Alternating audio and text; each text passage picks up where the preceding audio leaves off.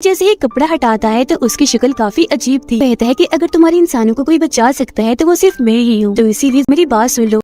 Film की शुरुआत होती है मॉस्को शहर की एक होटल को दिखाने से, जहाँ पर एक लड़का ओलेग अपनी नई दोस्त के साथ बातें कर रहा था। अपनी तारीफ करते हुए बता रहा था कि मैं एक आर्मी ऑफिसर हूँ, मेरे पास बहुत पैसा है। ये सुनकर उसकी दोस्त काफी मुतासिर होती है। ये कुछ वक्त और साथ गुजारती है और जल्द शादी करने का फैसला करती है। खैर एक जगह एक प्लेन अभी उड़ान भरता ही है कि तभी अचानक उसका इंजन काम करना बंद कर देता है। सभी लाइट्स बंद हो गई थी, जिसके बाद प्लेन भी सीधा आके जमीन पर गिरता है। यहाँ पता चलता है कि न सिर्फ ये प्लेन बल्कि पूरी दुनिया के हालात अचानक खराब हो गए हैं। बिजली से चलने वाली चीजों ने काम करना बंद कर दिया है। सारी लाइट्स धीरे धीरे करके बंद हो जाती है और पूरी दुनिया ब्लैकआउट हो जाती है। मतलब लाइट ना होने से अंधेरा छा गया। लेकिन पूरी दुनिया में अभी भी कुछ जगह ऐसी थी जहाँ पर बिजली मौजूद थी, जिनमें एक मॉस्को शहर भी था। मॉस्को शहर में टीवी पर चल रही खबरों में बताया जाता है कि हमारा राब्ता पूरी दुनिया से कट गया है। किसी को भी कुछ पता नहीं चल रहा था कि शहर के बाहर के हालात कैसे हैं, और न ही बाहर वालों को पता था कि उनके शहर में अभी बिजली है। ओलेग भी खबर देख रहा था। उसे लगता है कि शायद ये टेररिस्ट दहशतगर्दों का हमला है। फिर अब जहाँ लाइट नहीं थी उन सारी जगहों को ब्लैकआउट एरिया, और जिन जिन जगहों पर लाइट्स थी उन्हें लाइट एरिया का नाम दे दिया जाता है। मॉस्को की गवर्नमेंट ब्लैकआउट एरिया की सूरत हाल का जायजा लेने के लिए बहुत सारे ड्रोन कैमरास वहाँ भेजती है, लेकिन रास्ते में सारे के सारे ड्रोन अजीब तरीके से गायब हो जाते हैं। जब सोल्जर्स वहाँ पहुँचते हैं तो वहाँ के हालात देखकर दंग रह जाते हैं। दरअसल जब ब्लैकआउट हुआ तो यहाँ की सब जानदार चीजें जैसे कि डॉग्स, बिल्लियाँ, मछलियाँ, यहाँ तक कि इंसान भी बड़े अजीब तरीके से मारे गए हैं। हर जगह लाशें ही लाशें बिखरी पड़ी थी। लग रहा था जैसे कुछ ही पल में ये पूरी जगह कब्रिस्तान बन गई हो। सोल्जर्स अभी छानबीन कर ही रही थी कि तभी एक अनजान आदमी एक सोल्जर पर हमला कर देता है। उसे पूरी तरह जख्मी करने के बाद उसके हथियार लेकर बड़ी स्पीड में वहाँ से भाग जाता है। सब उस पर गोलियां भी चलाते हैं, लेकिन उसे कुछ फर्क ही नहीं पड़ रहा था। एक भी गोली उसे नहीं लगती, बस भागता ही जा रहा था। ये देखकर सभी सोल्जर्स को काफी हैरानी हुई। वो अंदाजा लगा लेते हैं कि ये आदमी कोई आम इंसान तो नहीं लग रहा, और अगर ये सच में कोई आम इंसान नहीं है तो बहुत खतरे की बात है। और अब ऐसे ही एक महीना गुजर गया। किसी को भी हालात के बारे में पता नहीं चला कि ऐसा कैसे हुआ। अब हम एक लड़के को देखते हैं जो ओलेग का दोस्त है। वो भी एक सोल्जर था, अपनी बूढ़ी माँ के साथ रहता था। उनकी हालत ठीक नहीं थी, पर जैसे उसे आर्मी का खत मिलता है वापस आने के लिए, दिल पर पत्थर रख के वो मिशन के लिए निकल जाता है। फिर सभी सोल्जर्स को इकट्ठा करके कैप्टन उन्हें बताती है कि ब्लैकआउट एरिया से हमें जो लाशें मिली थी उन सबको लैब में हमने टेस्ट करने के लिए भेजा था। रिपोर्ट के मुताबिक उन सब की मौत एक जहर की वजह से हुई, जो जहर उन्हें दिया नहीं गया था बल्कि उनके जिस्म ने खुद बनाया। ऐसा उन्होंने अपनी मर्जी से भी नहीं किया, बल्कि किसी अजीब चीज ने उनके जिस्मों को ऐसा करने पर मजबूर किया। और अब जैसे ही रात होती है सोल्जर्स की टीम ब्लैकआउट एरिया में जाने के लिए निकलने लगती है। इनमें ओलेग भी शामिल था, जो देखता है कि मेरी नई दोस्त यानी जिसके साथ उसकी शादी होने वाली थी वो भी जा रही थी, क्योंकि वो एक डॉक्टर थी। वहाँ पहुंचकर ये लोग आपस में बात कर ही रही थी कि तभी इमरजेंसी अलार्म बजने लगता है। सारे सोल्जर्स जल्दी से अपनी अपनी पोजीशंस के मुताबिक जंगल की तरफ गन पॉइंट करके खड़े हो जाते हैं। कैप्टन उन्हें बताती है कि जंगल में से जानवर तेजी से उनकी तरफ बढ़ रहे हैं। सारे एक ही तरह के जानवर हैं, जिनका साइज काफी बड़ा है। और फिर अगले ही पल वो जानवर सोल्जर्स पर झपट पड़ती है। बुरी तरह हमला कर दिया था।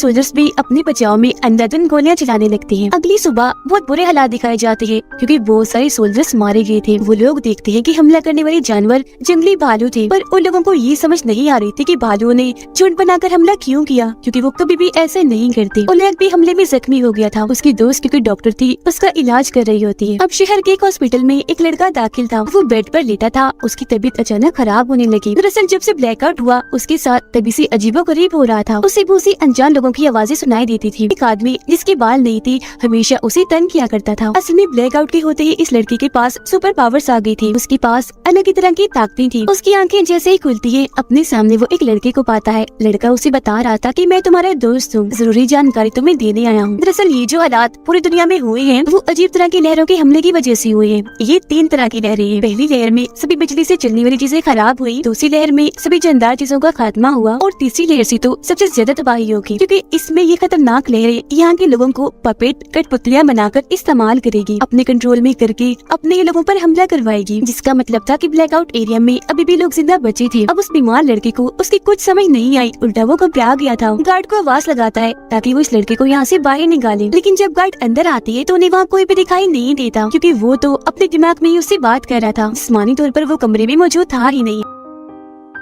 इन सब हालात और अपने कंट्रोल में न होने की वजह से लाइट एरिया के लोग सड़कों पर निकल आते हैं, हर तरफ तोड़फोड़ करके तबाहियां मचा रहे थे। यहाँ तक कि सोल्जर्स पर भी हमला करने लगते हैं क्योंकि उन्हें लग रहा था कि ये सब गवर्नमेंट की कोई चाल है। उधर आर्मी कैंप में सोल्जर्स के अलग अलग ग्रुप बना दिए जाते हैं। इनमें एक ग्रुप ओलेग का था और एक उसके दोस्त का था। ब्लैकआउट एरिया के हालात बहुत खराब थे, सब कुछ तहस नहस हो गया था। पुल बुरी तरह टूट गया था क्योंकि प्लेन तबाह होकर पुल पर ही गिरा था। बहुत सारी बिल्डिंग्स भी तबाह हो गई थी। पहले भेजी गई आर्मी के हेलीकॉप्टर, टैंक्स और गाड़ियाँ खिलौनों की तरह टूट के बिखरी पड़ी थी। ओलेग का दोस्त अपने साथियों के साथ एक टाउन में पहुंचता है। उनके साथ एक रिपोर्टर भी आई थी। सभी टीम्स के सोल्जर्स अपने अपने एरिया की छानबीन कर रहे थे। ऐसे ही कुछ दिन गुजर जाते हैं पर ना तो इन्हें कोई इंसान दिखता है और ना ही उनकी लाशें। अब पावर्स वाला लड़का जब एक जगह पर बैठा हुआ था तो तभी उसे मिलने एक आदमी आया जिसका नाम आईडी था। इसने पहले तो अपना मुंह छुपाया हुआ था पर जैसे ही कपड़ा हटाता है तो उसकी शक्ल काफी अजीब थी, बाकी जिस इंसानों जैसा ही था। वो बताता है कि मैं इंसान नहीं हूँ बल्कि इंसानों जैसा दिखने वाला एलियन हूँ। तुम्हारी सुपर पावर्स को कोई इस्तेमाल करके पूरी दुनिया में सब कुछ कर रहा है और उस इंसान की मैं खोज कर रहा हूँ। और वो आदमी, वो विलन और कोई नहीं बल्कि मेरा भाई है, मेरी ही तरह एलियन है। और जब ब्लैकआउट हुआ था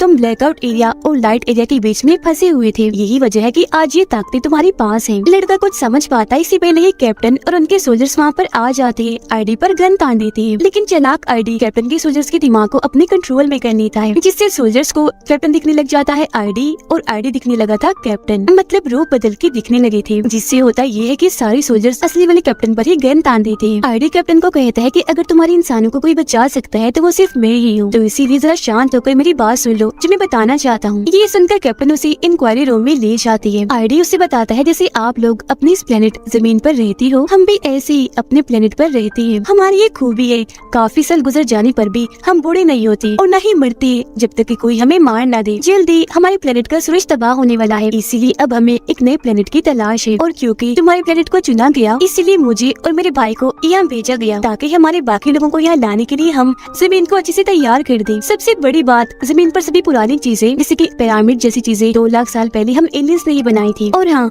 मैं अच्छा हूँ, मेरा भाई बुरा है, वो आप सबको खत्म करना चाहता है लेकिन मैं नहीं चाहता कि वो ऐसा करे, मैं उसे रोकना चाहता हूँ। अगले 48 घंटों में हमारी काफी बड़ी स्पेसशिप जमीन पर आने वाली है और उससे पहले मेरा भाई ब्लैकआउट एरिया के इंसानों को पपेट यानी कठपुतली के तौर पर इस्तेमाल करेगा तो मैं लोगों का खात्मा करने के लिए। यानी उस लड़के ने तीसरी लहर की जो बात बताई थी वो सच थी और वो लहर आईडी का भाई ही बना रहा था। कैप्टन उसकी सारी बातें सुन तो लेती है पर उसे यकीन नहीं होता। दूसरी तरफ ओलेग के दोस्त की टीम को अपने एरिया में एक जख्मी बच्चा दिखता है जो बहुत ही अजीब बर्ताव कर रहा था, गुस्से वाला। ये लोग उसकी मदद करते हैं, सवाल जवाब करने लगते हैं जानकारी लेने के लिए। लेकिन तभी बच्चा एक सोल्जर की गर्दन में चाकू घुसाकर बहुत बुरी तरह उसे मार डालता है और हद से ज्यादा गुस्से में आकर कंट्रोल से बाहर हो गया था, जो देखकर ना चाहते हुए भी ओलेग के दोस्त को बच्चे को गोली से मारकर उड़ाना ही पड़ता है। ये देखकर रिपोर्टर काफी घबरा गई। अब जैसे ही रात होती है ब्लैकआउट एरिया की वो सारे पपेट जो आईडी के भाई के इशारों पर नाच रही थी सोल्जर्स की सभी टीम्स पर हमला कर देती हैं। सोल्जर्स भी अपने बचाव में उन पर अंधाधुंध गोलियां चलाते हैं। पपेट्स की तरफ से भी लगातार हमला हो रहा था तो दोनों साइड से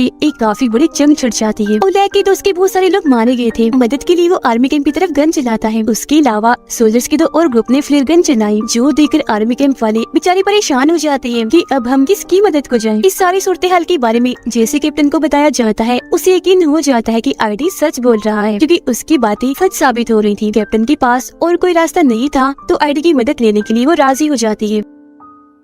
आईडी कैप्टन को कहता है कि मेरे भाई को ढूंढने के लिए हमें पावर्स वाले लड़के की जरूरत पड़ेगी। मेरे भाई को मारते ही मैं सभी इंसानों के पपेट को कंट्रोल करके रोक दूंगा। फिर कैप्टन आईडी को लेकर आर्मी बेस पर पहुंचती है। उधर अचानक से ओलेग की दोस्त की टीम पर बड़ा हमला हुआ जिसमें एक एक करके सारे सोल्जर्स मारे जाते हैं। सिर्फ 2 ही लोग बचते हैं, ओलेग का दोस्त और रिपोर्टर। पपेट की तादाद काफी ज्यादा थी इसीलिए वो बाकियों के पास जाने की कोशिश करते हैं ताकि साथ मिलकर उनका सामना कर सके। आईडी पावर्स वाले लड़के को ध्यान लगाने का कहता है, मतलब ख्याल देखने में उसकी मदद कर रहा था ताकि लड़का ये देख सके कि आईडी का भाई कहाँ है। कुछ ही देर की मेहनत के बाद उसकी लोकेशन पता चली जाती है जो एक काफी बड़ी बिल्डिंग की छत थी और वहीं से वो सारे पपेट्स को कंट्रोल करके सब करवा रहा था। वो निकल ही रही थी कि तभी उन्हें पता चलता है कि पपेट्स ने लाइट एरिया पर भी हमला कर दिया है, जिसका मतलब था कि तीसरी लहर का असर शुरू हो गया है। तो इसीलिए वक्त को बर्बाद ना करते हुए कैप्टन आईडी के साथ वहाँ के लिए निकलने लगी। पावर्स वाला लड़का आईडी को कहता है कि मुझे तुम्हारे भाई ने देख लिया है, वो मुझे मार डालेगा, तो प्लीज मुझे भी अपने साथ ले चलो। आईडी जवाब देता है कि नहीं, तुम इधर बेस में ही महफूज हो, वहाँ तुम्हारी जान को खतरा है, यही रहो। ये कहने के बाद वो कैप्टन के साथ निकल जाता है। वो लोग बेस से अभी थोड़ा दूर आए ही थे कि आईडी के भाई को पावरफुल लड़के की लोकेशन पता चल जाती है, यानी कि इस वक्त वो आर्मी बेस में है। उसे मरवाने के लिए वो अपने बहुत सारे मिसाइल भेजता है। बेस के सोल्जर्स मिसाइल को रोकने की कोशिश करते तो है, पर कोई फायदा नहीं होता क्योंकि वो बहुत ही ज्यादा थे और कैप्टन की आंखों के सामने ही उनकी पूरी आर्मी बेस तबाह हो जाती है। बदकिस्मती से सभी सोल्जर्स पावरफुल लड़का सब मारे जाते हैं। ये देखकर कैप्टन को बहुत गुस्सा आया और दुख भी हुआ। वो आईडी पर गन तान देती है, कहती है कि तुम ये सब पहले से ही जानती थी, है ना? तो फिर उस लड़के को वहाँ छोड़कर ये घटिया हरकत क्यों की? आईडी कहता है कि सिर्फ हमें कुछ लोग ऐसे हैं जो बाकी इंसानियत को बचा सकते हैं, और वैसे भी मेरे भाई को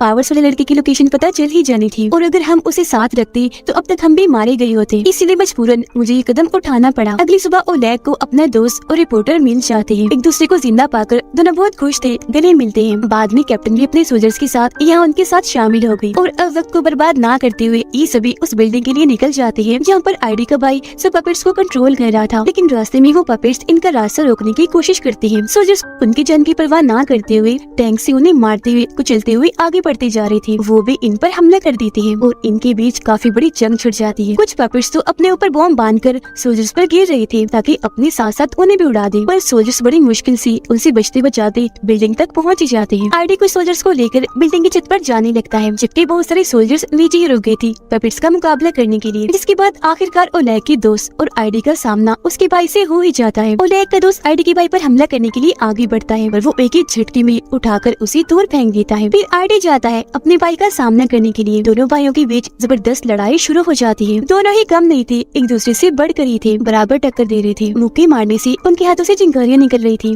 दोनों ही बहुत ताकतवर हैं। नीचे ओलेग और बाकी सोल्जर्स को पपेट को रोकने में काफी मुश्किल हो रही थी क्योंकि उनकी तादाद करोड़ों में थी। वो खत्म हो ही नहीं रही थी। पपेट्स इतने चालाक थे कि तेल से भरे हुए ट्रक को लेकर उन पर हमला कर देती है, जिससे काफी बड़ा धमाका हो जाता है। कुछ को छोड़कर अब सारे ये सोल्जर्स मारे जाते हैं। मुश्किल से ये बस 5 ही बचे थे और अब इनको ही पपेट्स का सामना करना था। ओलेग और बाकी सोल्जर्स भी बिल्डिंग के ऊपर जाने लगते हैं। पपेट्स भी अपने लीडर यानी आईडी के भाई का साथ देने के लिए तेजी से उस बिल्डिंग की तरफ आ रहे थे। पपेट्स यहाँ आते उससे पहले ही आईडी जोर से अपने भाई को मुक्का मारता है। आईडी अपने भाई के सीने से उसका दिल ही निकाल लेता है, जो जाहिर है एलियन होने की वजह से डिवाइस की तरह का था। फिर वो दिल में एक बॉम्ब लगा देता है। जैसे उसका दिल तबाह होता है, उसके भाई की भी मौत हो जाती है। अपने भाई को मारने के बाद आईडी को सभी पपेट्स का कंट्रोल मिल गया था। एक ही झटके में वो उन सबको मार गिराता है। अब वो सारे लोग जो जिंदा बचे थे इस जंग में जीत तो गए थे, पर उन्हें कोई खुशी नहीं थी क्योंकि वो जंग ही ऐसी थी जो जिंदा बचे थे, जबकि करोड़ों की तादाद में बेगुनाह लोग सड़कों पर मरे पड़े थे। कीड़े मकोड़ों की तरह पूरी ही दुनिया का दिल हिला देने वाला सीन था। आईडी इन सबको बताता है कि इंसानों में प्यार और रहम नहीं है। तुम बहुत ही खुदगर्ज हो, सिर्फ अपने बारे में ही सोचते हो। यही वजह है कि मेरा भाई तुम सबको मारना चाहता था ताकि एलियंस यहाँ सुकून से रह सके, लेकिन मेरा मकसद कुछ और ही था। और अब यहाँ वो सबसे बड़ा राज खोलता है कि मैं इंसानों की मदद इसलिए करना चाहता था ताकि इंसान मुझे अपना मसीहा समझ ले, यहाँ तक कि अपना गॉड ही समझने लगे। तब लड़का गुस्से में आईडी से कहता है कि तुम सब कुछ पहले से ही जानती थी, तो फिर ब्लैकआउट होने से क्यों नहीं रोका? आईडी जवाब देता है कि अगर मैं वो रोक देता तो किसी के भी दिल में मौत का डर ना होता, मेरी बात का कोई भी यकीन ना करता। और वैसे भी तुम लोग काफी हो आबादी बढ़ाने के लिए, जिन सबका मसीहा गॉड मैं हूँ। अगर बाकी लोग मर भी गए तो मुझे परवाह नहीं। जिसका मतलब था कि ये भी अच्छा नहीं है। शुरू से अब तक ये बस अपना ही फायदा देखता आ रहा है। ये सुनकर सब लोगों को बहुत गुस्सा आने लगा। ओलेग की दोस्त तो उस पर गन ही तान देती है। तब ओलेग का दूसरे दोस्त उसे ये कहते हुए मना कर देता है कि गन नीचे करो, इसके जैसे लाखों आ रही है, इसे मारोगी तो उन बाकियों को कैसे रोकोगी? इसका जिंदा रहना बहुत जरूरी है। वो बात कर ही रही थी कि तभी लड़का चाकू से आईडी पर हमला कर देता है, लेकिन आईडी को ये बात पता चल गई थी। उसने लड़के के दिमाग को कंट्रोल में किया, जिससे उसने आईडी की बजाय कैप्टन को चाकू मार दिया और इस तरह से वो भी मारी गई, क्योंकि यहाँ भी उसने अपना रूप बदलने वाला जादू किया था। ओलेग को काफी गुस्सा आ गया। वो आईडी को मारने के लिए जैसे आगे बढ़ता है, उसका दोस्त ऐसा करने से मना कर देता है। दोनों की बहस हो गई, जो बढ़ती बढ़ती लड़ाई तक चली जाती है। ओलेग का दोस्त उसे मार ही देता कि रिपोर्टर गन लेकर ओलेग के दोस्त पर चलाकर उसे जख्मी कर देती है। अब ओलेग का दिमाग खराब करने के लिए आईडी उसके डर के कई रूपों में बढ़ जाता है, पर लड़का जानता था कि आईडी का असली रूप कौन सा है। उसकी असली रूप को लेकर वो बिल्डिंग से कूद जाता है और इस तरह से उसके साथ साथ आईडी की भी मौत हो जाती है। और अब ये 4 लोग ही जिंदा बचे थे जो आने वाले एलियंस का मुकाबला करेंगे। कुछ ही देर में एलियन की स्पेसशिप यहाँ आ जाती है, जो बहुत ही बड़ी थी। शिप का दरवाजा खुलता है पर अंदर से कोई नहीं आता, तो अब ये लोग ही अंदर चले जाते हैं। अंदर जाने पर इन्हें एलियंस की लाखों चेम्बर्स दिखते हैं, जिनमें सभी एलियंस सो रहे थे। और तभी अचानक सभी चेम्बर्स में लाइट जलने लगी और अजीब तरह का लिक्विड हिलने लगता है, जिससे एलियंस